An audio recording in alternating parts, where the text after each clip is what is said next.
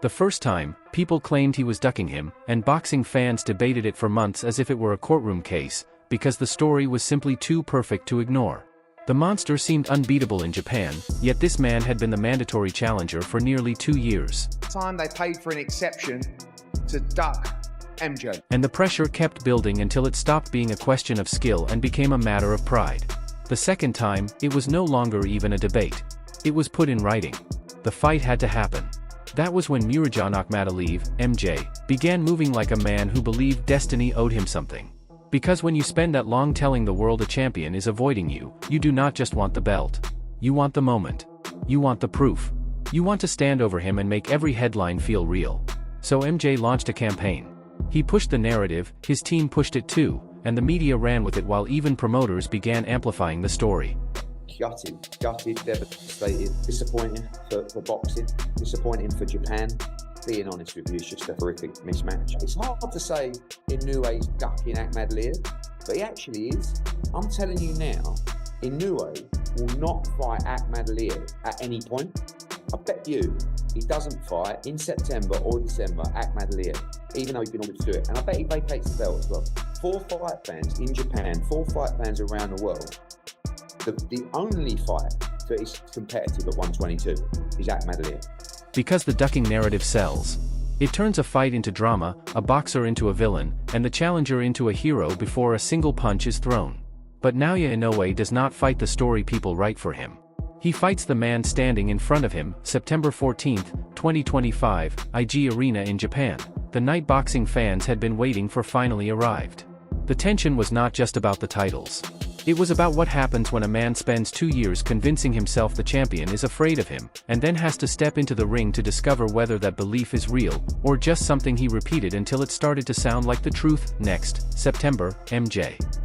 Yeah, I'll tell you something, Inoue against MJ is one of the best fights in boxing, and I have to respect Inoue for taking it, because the people around him didn't want to take that fight, and I kind of feel like I goaded them enough to take it, and I'm very pleased they took it, because I see it as a 50-50 fight. 2 best fighters in the division, the best fight in the division, and we're looking forward to being in Japan in September for that fight. Because MJ came in with confidence that bordered on arrogance.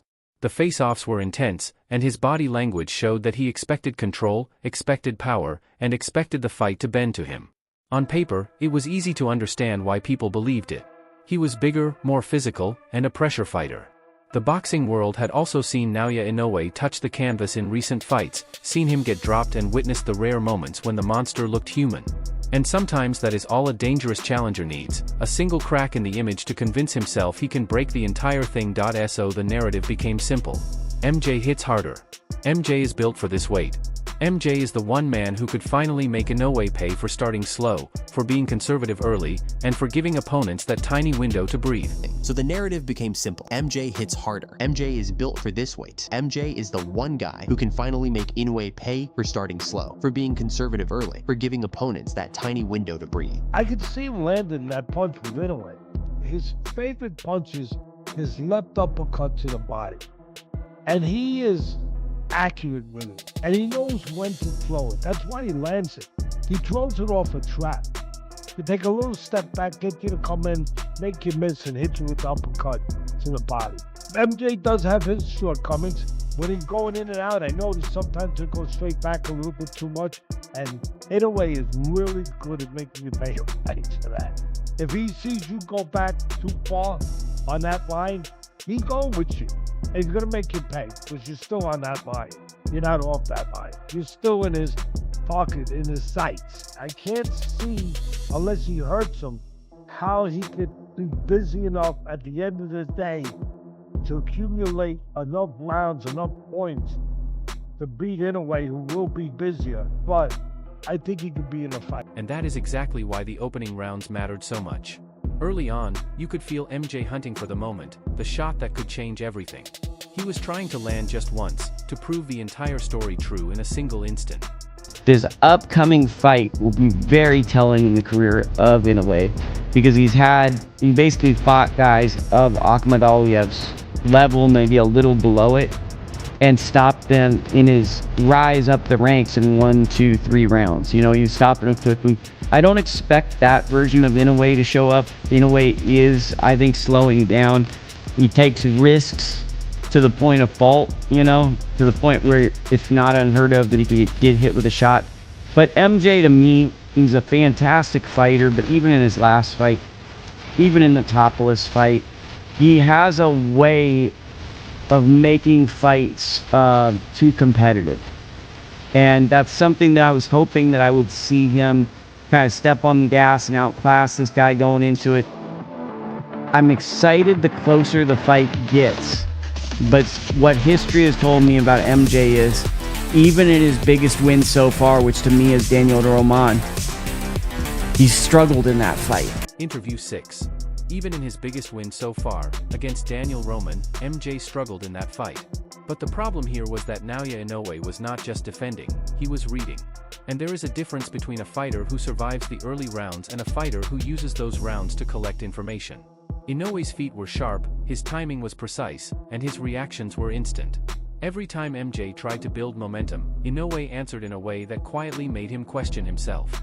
Because it was not just the punches, it was the message behind them. A subtle reminder that you can be strong, confident, and aggressive, but if you are predictable for even a moment, you are giving him the map to dismantle you. Then the bodywork started to become the real story. It was not flashy or dramatic in a highlight reel way, but it was cruel in the way it slowly steals your options. When Inoue commits to the body, it is never random, it is an investment. A slow tax MJ had to pay every time he stepped in to throw, every time he tried to apply pressure, every time he planted his feet to prove he was the bigger man. Because the more you chase Inoue, the more you walk into the part of the fight he controls best, the moment where he turns your rhythm into his rhythm. By the middle rounds, you could see the shift. This was when the fight became psychologically brutal. MJ was not getting embarrassed, dropped, or blown away in one explosive sequence. Instead, he was being methodically outplayed.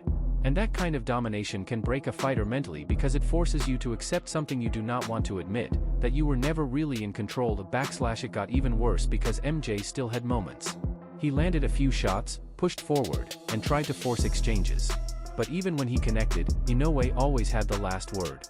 That is when belief begins to collapse. You are not just losing rounds, you are losing the argument you built your entire identity on. You could almost feel the panic hiding behind the bravery, because this is the nightmare scenario for a challenger who spent years shouting, "He's scared of me." Now the only question left becomes, if he is not scared, then what exactly am I fighting? By rounds 7 and 8, the physical damage was starting to show, swelling, fatigue, and the body shot slowly changing MJ's posture. Not in a dramatic way, but in the kind of subtle reactions that cannot be faked. The small signs that reveal a fighter's discomfort. The signs that tell you pressure is turning into work, and the fight is turning into survival. That is the cruel twist of the whole ducking narrative. The more you sell the idea that the champion fears you, the less prepared you are for the moment you realize he does not. And when that realization hits, you do not just lose confidence, you lose direction. Suddenly you are starting from zero, while a master is already halfway through dismantling your plan. Late in the fight, MJ did land a solid shot that made the crowd react. For a split second, it felt like this might be the turning point. But Inoue was ready. That is what elite fighters do. They adjust in real time. The shot that works once quickly becomes the shot you can never land again, because the monster does not just survive danger, he learns from it instantly. When the final bell rang, there was no confusion about what had happened. The challenger who built his identity around exposing fear had just gone 12 rounds in a fight he never truly controlled. And suddenly the loud campaign, the interviews, the promises, and the ego all looked very different under the weight of reality. Inoue, pound for pound, in my eyes, number 2, takes on Akhmadaliev. Incredible fight. Eddie Hearn has been pushing the idea of Akhmadaliev versus Inoue for, I said, the best part of a year. That happens in the early hours of Sunday morning. I've heard nothing. Honestly, in my head, I remember seeing someone talk about a check weight a couple of weeks ago, and I was like, what? Inoue's fighting? Like, I genuinely forgot Inoue. Pound for pound, number 2, one of the biggest stars in boxing, is fighting Akhmadaliev. And this is Inoue's 3rd fight of 2025, and I'm hearing, if he ices Akhmadaliev, we can see Inoue before the end of the year again. 4 fights in 2025. Prospects aren't doing that. Inoue, pound for pound, number 2.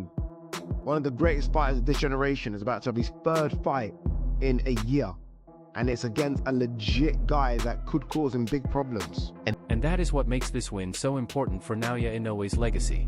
It was not just about power or a highlight reel knockout. It was about control, patience, and intelligence. It was a champion proving that even when the opponent is dangerous, confident, and publicly aggressive, the monster can still win by being smarter, sharper, and more complete. And still as fast as lightning.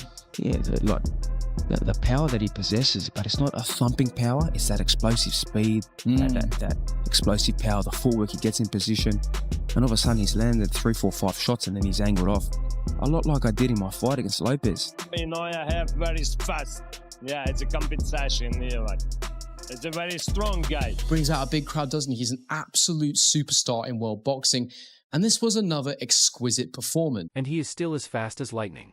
The power Naoya Inoue possesses is not just heavy, thumping power, it is explosive speed mixed with explosive force. He moves forward, gets into position, and suddenly he has landed 3, 4, even 5 shots before angling off. It is a style built on speed and precision rather than raw strength alone. He is also the kind of fighter who brings out huge crowds, a true superstar in world boxing. This was another exquisite performance, because MJ did not just lose the fight, he lost the story he spent years selling. When you spend 2 years claiming the champion is scared of you, the most painful outcome is not getting knocked out. It is going 12 rounds and realizing the truth was the complete opposite, that he was never afraid of you at all. He was simply waiting for the night he could prove it in front of everyone.